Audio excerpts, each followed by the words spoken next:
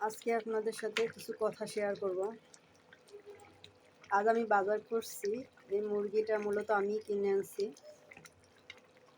ছেলেদের বাবা গেছিল বাড়িতে, তা আমাদের বাসার কাছেই একটা মুরগির ইয়ে আছে, দোকান আছে, সেখান থেকে মুরগি কেনার জন্য গেছি।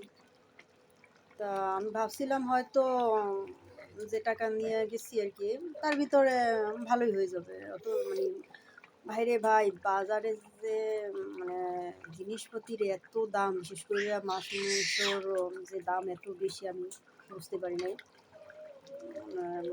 আমি তো রীতিমতো গিয়ে একবারে অবাক। যেটা করি সেটাই দেখতেছি সে বিশাল দাম। মানে মুরগি, পোলট্রি তার 190 টাকা, সোনালি লেয়ার যা কিনতে যান 330 টাকা। একটা মুরগি কিনতে গেলে যদি আপনার 650-700 টাকা চলে যায়, তাহলে আপনি আসলে 1000 টাকা নিয়ে বাজারে গেলে তো আপনার মানে একদিনের বাজার তাও ভালোভাবে হয় না। তাহলে চিন্তা করেন একটা মধ্যবিত্ত ফ্যামিলির মানে কিভাবে চলে, কিভাবে তারা একটু ভালো মন্দ খেয়ে করবে, জীবন অতিবাহিত করবে। আমি তো রীতিমতো অবাক। আসলে ওইভাবে তো আর বাজার করা হয় না, বা কখনো কেনাকাটা ওইভাবে তেমন একটা করি না। অনেকদিন পরে আজকে গেলাম, ভাবলাম বাসার কাছেই তো আছে, তাহলে ছেলেদের জন্য একটা মুরগি নিয়ে আসি। কিন্তু রীতিমতো আমি আসলে আজকে হয়ে গেছি যে আসলে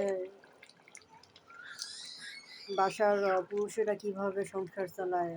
আসলে আমরা মহিলারা অনেক জিনিসই বুঝি না, যদি অনেক সময় রাগ করি যে হ্যাঁ, একটা জিনিস বললে শোনো না, বুঝতে চাও না, এরকম আর কি বিভিন্ন ধরনের অভিযোগ করি। আসলে আজকে অনুভব করলাম যে সবসময় অভিযোগ করা যায় না। আসলে পুরুষেরা তাদের সর্বোচ্চটা দিয়েই চেষ্টা করে, আমরা আসলে বুঝতে পারি না। কারণ আমরা হয়তো অনেকে বোঝার চেষ্টাও করি না, বা অনেকে আসলে এভাবে বাজারঘাটে যাই না, জিনিসপাতির দাম দর কীভাবে কী আসলে এটা জানি না, এজন্যই হয়তো আসলে বুঝতে পারি না। কিন্তু আজকে সত্যি আমি মানে রীতিমতোই হয়ে গেছি যে আসলে কী অবস্থা। যদি আমি আজকে না যাইতাম, ছেলের বাবাই যদি আনতো, তাইলে আসলে আমি হয়তো করতাম না।